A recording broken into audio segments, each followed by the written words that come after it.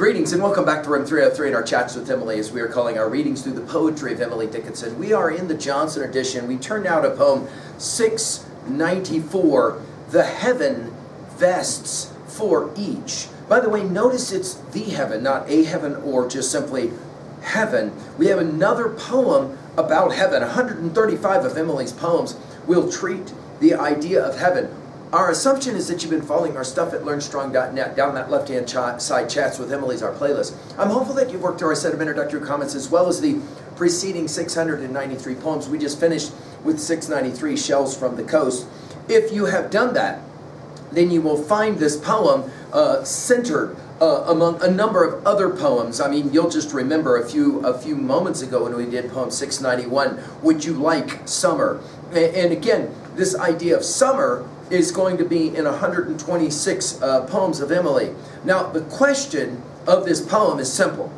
Is summer's day, a beautiful summer's day, enough heaven for us? Now, I want to point out that there is a certain kind of tone in this poem that some have read as blasphemous. Certainly, it's going to be challenging the idea that one really needs any more heaven than a beautiful summer's day. The way she says it is this. By the way, notice all the legal language of the poem and remind yourself that Emily's daddy was a lawyer, so she grew up in a house hearing the language of law. The heaven vests for each in that small deity it craved the grace to worship, some bashful summer's day.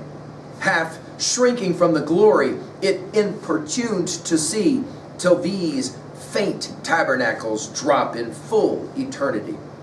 How eminent the venture, as one should sue a star for his mean sake to leave the row and entertain despair.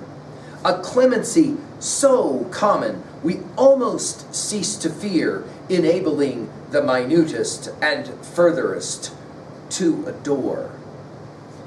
Now, there's syntax here that we've got to get through. And obviously the language of the law, as we said right away, notice we'll begin with the heaven vests for each. Now, vests here, of course, is that legal language, not a vest that you wear, right?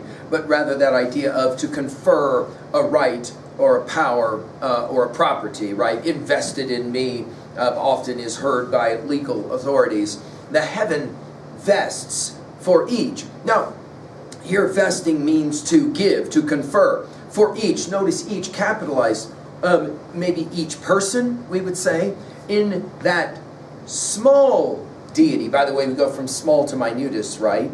Small deity. By the way, notice we'll go from vest to venture. In that small deity, notice deity capitalized. Again, small is used in 77 of Emily's poems. It craved the grace to worship. We're going to go from worship to adore.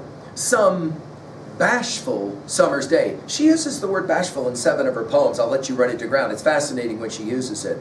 Bashful summer's day, personifying the idea that the summer's day that's beautiful somehow feels bashful because it represents what heaven might be like, right?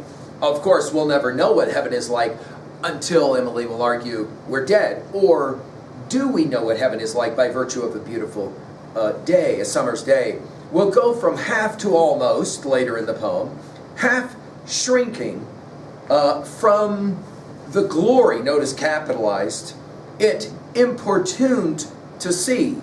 In other words, it's almost as if we ourselves feel a little bit reluctant to talk about a summer's day as being something equivalent to heaven. We ask in some ways to see some, at least, glory of heaven, and then we realize it. We have to accept this heaven till these faint tabernacles, again capitalized, drop in full eternity. Now, tabernacles is an interesting word. You'll remember it. She used it one other time in 525. The tabernacle, of course, is from her understanding of the story in the Wanderings, right? That is to say, from the King James Bible that she grew up with. The idea that this was that tent, that large structure that was able to take down and then put back together as the children of Israel in the King James Bible are traveling through the wilderness. It is their connection with deity, to use her language, deity. And yet it's not the actual temple. It is just a verisimilitude of the actual temple because it travels with them. In other words, it's half the glory of the actual temple in Jerusalem. By the way, the use of eternity in this poem we will come back to in the next poem, 695. Emily, loving this idea of eternity as being one of those central concepts that for her just blows her mind. In other words, summer is half of what a beautiful eternity will be in heaven. Then to the third stanza, how imminent the venture. Again, we're going from vest to venture here. Imminent was used in 396. We'll see it again in 911 and 1103. How imminent as one should, again, we're back to an interesting simile here. One should sue a star. Now, again, sue is maybe short for pursue, but again, the legal language is fascinating here. Sue a star for his mean sake to leave the row and entertain despair. In other words, the glory that we experience quickly fades, right, and leaves us only with despair of a kind. In other words, the closest thing we'll ever get to heaven is this sense of a beautiful summer's day. It's not the same thing, and we could almost want to sue a star for showing us just a little bit of the glory and then it going away. And then finally, more legal language to finish. A clemency, by the way, despair Emily uses in 31 of her poems. A clemency so common, again, back to this legal language, we almost cease to fear. Now, I think her word almost here is central. It might be the key word of the poem. In other words, it's almost like heaven, a beautiful summer day, but not quite. In poem 696, as we've referenced so many times, it is that amazing line that Emily seems to capture so much of Emily's work, acres of perhaps. She's always asking about the possibilities. We almost cease to fear, enabling the minutest and furthest to adore. And again, we're back to the idea of worship again. In other words, a summer's day is God's act of mercy, she might be arguing. We adore God because of it. It's a small, if you will, slice of heaven. Now, what are we going to do with a poem like this at 2a? I think her argument is that summer is all really the heaven that we'll get until we die. And for Emily, you wonder sometimes, and we've seen this in other poems, whether she thinks that the post-life, the afterlife heaven, will be any more miraculous than a beautiful summer's day. Emily rooted in the world of nature so much. At 2b, well, it's obviously, the question, is Emily challenging religious views or is she validating them? I love the legal language as well. When David Priest commented on this poem, he enjoyed the idea of Sir Walter Scott, who in his journal entry of 18 July 1827 records his experience when he writes of a summer's day the following, quote, "My nerves have for these 2 or 3 last days been susceptible of an acute excitement from the slightest causes. The beauty of the evening, the sighing of the summer breeze brings the tears into my eyes," end quote.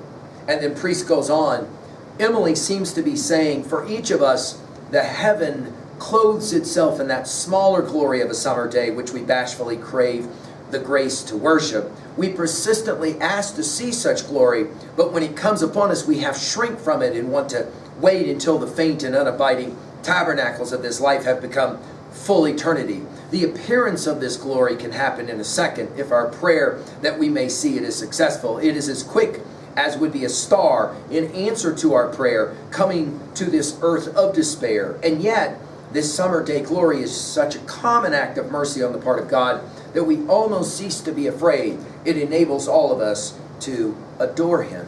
Of course, the other summer poems come to mind. I mean, we just finished with 691. Finally, at 3b, what do you think of summer's days, and are they enough of heaven for you?